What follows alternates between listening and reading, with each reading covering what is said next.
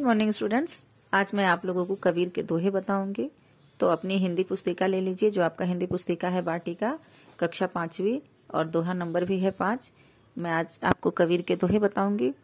वैसे तो मैंने कबीर के रहीम के बहुत सारे दोहे बनाए हैं और हमारे आप यूट्यूब चैनल पे जाओगे तो देखोगे वहाँ पे आपको बहुत सारे दोहे हमारे दिखेंगे कबीर के।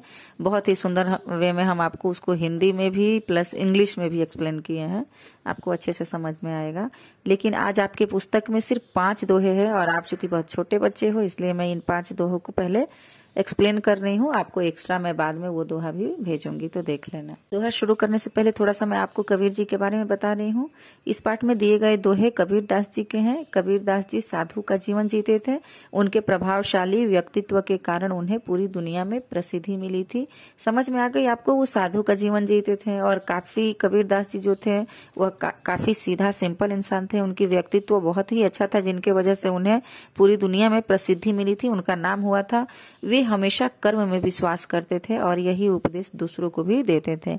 कबीर दास जी जो थे वह हमेशा कर्म करने में विश्वास करते थे और दूसरों को भी इसके लिए प्रेरित करते थे। अब ये बातें मैं उनके दोहे से ही समझूंगी और दोहा मैं आपको बहुत अच्छे से गाकर बताऊंगी। तो जैसा मैं गाकर दोहा बताऊंगी वैसे ही आप लोगों को भी गाना है और फिर उसके अर्थ को समझना है। चलिए शुरू करते हैं।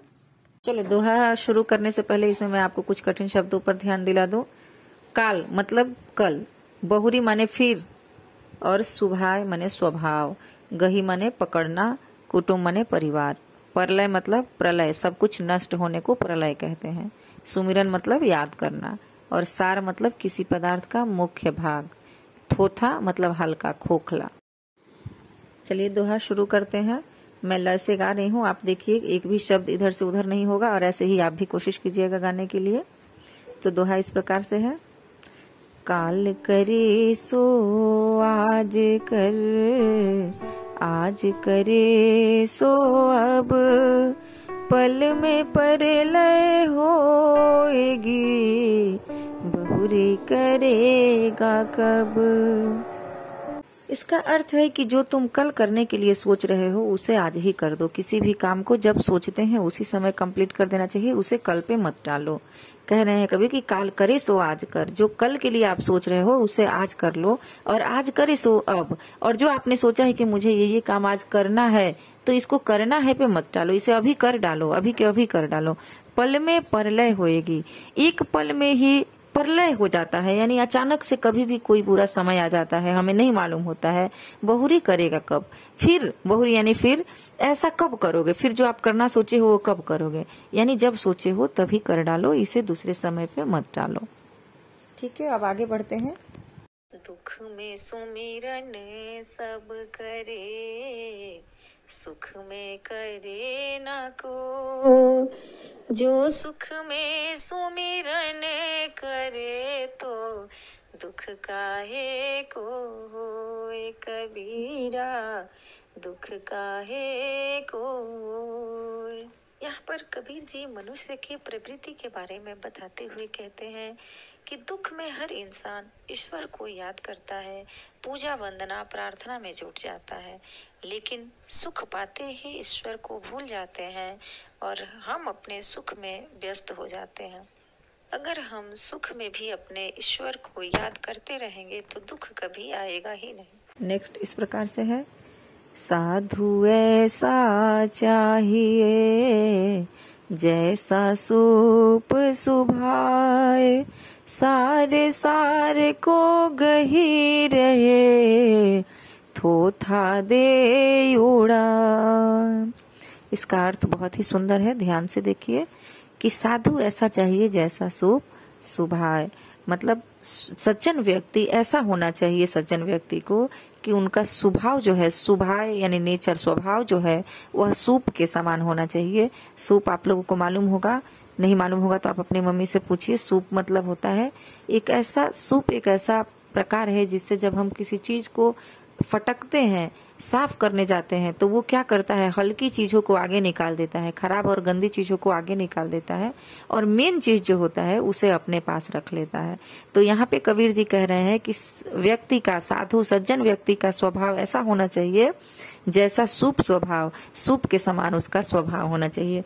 कि कहने का मतलब है कि किसी भी खराब चीज को, किसी भी हल्के चीज को बाहर निकाल दे और अच्छी चीजों को अपने पास रख ले। यहाँ दूसरी लाइन में इसको क्लियर किया है कि सार सार को गही रहे, थोथा दिए उड़ाए। सार सार को गही रहे यानी जो मुख्य चीज है, सार मतलब आप देखो आपके पुस्तक में मीनिंग भी दिया है, सार यानी किसी पदार्थ का मुख्य भाग। तो सार सार को गही रहे यानी मुख्य चीज जो है, पदार्थ का जो अच्छा चीज है उसे अपने पास रख लेता है, गही रहे, समेट लेता है अपनी ओर, और थोथा दे उड़ाए। और जो हल्की चीजें होती है, जो खराब चीजें होती है, वो सूप निकाल कर बाहर कर देता है। अगर आप लोगों ने सूप नहीं देखा होगा तो आज ही अपनी मम्मी को बोलना, वो आपको अपने घर में सूप दिखाएगी। कबीर जी कहते हैं कि ऐसी वाणी बोलिए मन काया पाखो, औरन को शीतल करे आपो शीतल हो। इस दोहे के माध्यम से संत कबीर दास जी कहते हैं कि इंसान को ऐसी भाषा बोलनी चाहिए जो सुनने वाले के मन को आनंदित करे। ऐसी भाषा दूसरे लोगों को तो सुख पहुंचाती ही है, इसके साथ ही खुद को भी बड़े आनंद का अनुभव होता है। अगले दोहे पे ध्यान दीजिए। साईं इतना दीजिए जामे कुटुम समा, मैं भी भूखा ना रहूं साध न भूखा जा। इसका अर्थ है साईं मतलब प्रभु, भगवान से कबीर जी कह रहे हैं कि हे प्रभु, हे भगवान, यानी हम आम आदमी भी अपने भगवान से, अपने प्रभु से यही कहते हैं कि हे साईं, हे प्रभु, मुझे इतना दीजिए जामे कुटुम्ब समाए। कुटुम्ब मतलब होता है हमारा हित रिश्तेदार, हमारे अपने लोग, हितैषी। कुटुम्ब यानी हित रिश्तेदार, हितैषी, हमारे अपने लोग। तो जामे कुटुम्ब समाए, हे प्रभु मुझे इतना ही दीजिए जिसमें मेरे पूरे कुटुम्ब समा जाए, मतलब जिसमें मेरे परिवार का पालन पोषण हो जाए। मैं भी भूखा ना रहूं साध न भूखा जाए, और मेरी औकात इतनी होनी चाहिए कि मैं खुद भी भूखा किसी दिन न सोऊं, और मेरे यहाँ जो साधु आए, जो भिखारी आए, जो सज्जन लोग मेरे घर आए, वो उनका भी मैं आदर सत्कार कर सकूं, यानी अपने घर आए अतिथियों का भी आदर सत्कार मैं कर सकूं, और मैं खुद के परिवार को भी संभाल सकूं। हे प्रभु मुझे इतना ही धन दीजिए, मतलब बहुत ज्यादा भी मत दीजिए और बहुत कम भी मत दीजिए, मुझे इतना संपत्ति दीजिए साईं कि जिससे मैं अपने कुटुंब को, अपने परिवार को संभाल सकूं, और मेरे घर आए हुए मेहमान को, साधु संतों को, भिखारियों को भी मैं अपने दरवाजे से निराश होकर न लौटने दूं। तो मैं उम्मीद करती हूँ आप लोगों को यह कविता बहुत अच्छी लगी होगी, बहुत अच्छे से समझ में भी आई होगी। कभी भी आपको नहीं समझ में आए तो आप इसको बार बार देखिए, जरूर समझ में आएगी। फिर भी न कुछ प्रॉब्लम हो तो मुझे कमेंट द्वारा बताइए।